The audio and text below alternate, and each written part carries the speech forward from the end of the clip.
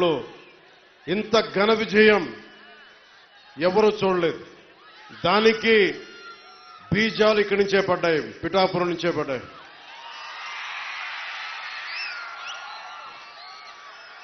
మీరిచ్చింది మామూలు శక్తి కాదు. నేను ఎంత ఉబిళ్ళూరిపోయానో. గెలుపు పిఠాపురంలో కూటమి తరపున జనసేన ఆధిక్యతలో ఉంది. పవన్ కళ్యాణ్ మనకి మెజారిటీ ఇంత అని చెప్తా ఉంటే అనుక్షణం నాకొచ్చి మీకొచ్చి రెండు చేతులు ఎత్తి నా హృదయపూర్వకమైన ధన్యవాదాలు తెలుపుకోవాలి మీ అందరికీ.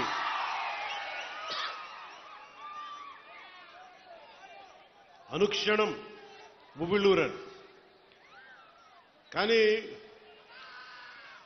నేను ఒక కూటమిని కీలకంగా భారతీయ జనతా పార్టీ అగ్రనాయకత్వంతో సంప్రదింపులు జరిపిన వాడిని, కూటమిని ముందుకు తీసుకెళ్లిన వాడిని కాబట్టి నాకు బాధ్యతలు ఎక్కువైపోయాను.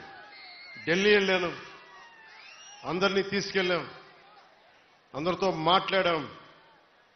మనకి ఏమేం కావాలి, ఎలాంటి పరిస్థితుల్లో ఉన్నాం వివరించే పరిస్థితులతో పాటు నాకు నిజానికి చెప్పాలంటే నేను ఎమ్మెల్యేగా కూడా అసలు నేనేం అనుకోలే.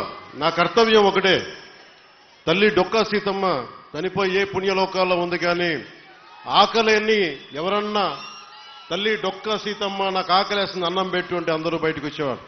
ఆవిడొచ్చి ఆకలున్న ప్రతి కడుపు నింపేది. అదే స్ఫూర్తితోటి కష్టంలో ఉన్న మన సగటు మనిషికి నిలబడాలి అన్న తపన తప్ప దాంట్లో పదవులు వస్తాయా, అధికారం వస్తా నేనేం ఆశించలే. కానీ ఈ రోజున ఉప ముఖ్యమంత్రి ఇక్కడ ఎమ్మెల్యేగా గెలిపించడమే కాకుండా నేను కోరుకొని ఉప ముఖ్యమంత్రి స్థానాన్ని కూడా మీరు మనస్ఫూర్తిగా వచ్చినందుకు దానికి ఆ విజయాన్ని మీకే అంకితం చేస్తున్నాను. ఎమ్మెల్యేగా గెలిపించారు. మీరిచ్చిన స్ఫూర్తిని తీసుకొని పిఠాపురంలోనే పవన్ కళ్యాణ్ గెలిపించాలి అంటే జనసేన ఉన్న ప్రతి చోట మనం తీసుకున్న తక్కువ సీట్లే 100% గెలవాలి అని ఒక్క పిలుపునిస్తే భారతదేశంలో ఎన్ని స్థానాలు గెలుచుకున్నది ఎంత న్యూస్ అయిందో లేదో తెలియదు. కానీ ఇన్ని దశాబ్దాలు 21 సీట్లు పోటీ, మన అసెంబ్లీ స్థానాలు, 2 పార్లమెంట్లు, 23 స్థానాలకి 23 స్థానాలు 100% స్ట్రైకింగ్ రేట్ 100% గెలుచుకోగలిగామంటే మీరు ఎంత బలంగా నిలబడ్డారో. ఈ రోజున దేశం మొత్తం ఒక చరిత్ర అయింది. భారతదేశపు రాజకీయ చరిత్రలో ఇలాంటి అద్భుతమైన విజయం ఎవరు చూడలా.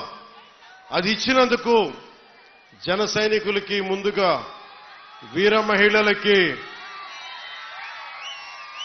కూటమి నేతలందరికీ, కూటమి కార్యకర్తలందరికీ, అసలు జనసేన అనేది ఎందుకు మాట్లాడారంటే ముందుగా భయంతో ఉండిపోయాం. 2019 నుంచి 2024 వరకు భయంతో ఉండిపోయింది ఈ నేల. 5 కోట్ల మంది ప్రజలు కొద్ది మంది చేతిలో భయపడతారా? ఐపీఎస్లు, ఐఏఎస్లు, అధికార యంత్రాంగం భయపడిపోయే పరిస్థితుల్లో నేను బయటకు వచ్చి నిలబడితే, అన్నా నీతో పాటు మేము ఉన్నామని మా తల్లులు, మా అక్క చెల్లెలు, మా ఆడపడుచులు, మా వీర మహిళలు రౌడీలకు ఎదురొచ్చారు. కేసులు పెట్టించుకున్నారు. అటెంప్ట్ మర్డర్ కేసులు కూడా పెట్టేశారు.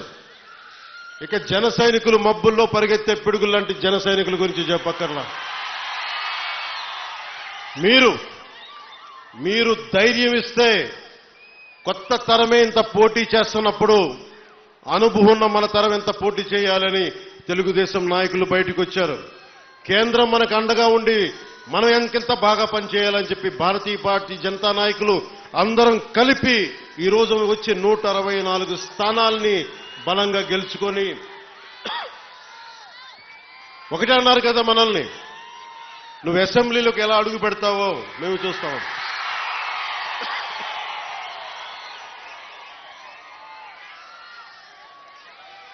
నువ్వు అసెంబ్లీలోకి ఎలా అడుగు పెడతావు, నువ్వు అసెంబ్లీ గేటును కూడా తాకలేవన్నారు. నేను ఎంత సీరియస్గా తీసుకున్నానో నాకు తెలియదు, నేను విన్నా వదిలేశా. కానీ మీరు ఇచ్చిన విజయం పిఠాపురంలో మీరు చాలా సీరియస్గా తీసుకున్నారు. మా వర్మ గారు చెప్పారు, గేటు నెట్టుకొని రావడం కాదు, బద్దలు కొట్టుకొని వస్తాడు పవన్ కళ్యాణ్. మా వర్మ గారు చెప్పిన ఆ వ్యాఖ్యలే